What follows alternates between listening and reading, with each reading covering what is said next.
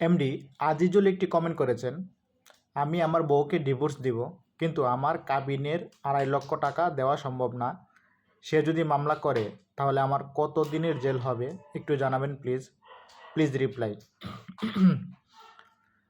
প্রথম কথা হচ্ছে, আপনি আপনার বউকে ডিভোর্স দেবেন ভালো কথা, কিন্তু আপনি ডিভোর্স দেন বা না দেন কাবিনের টাকা তো দিতেই হবে।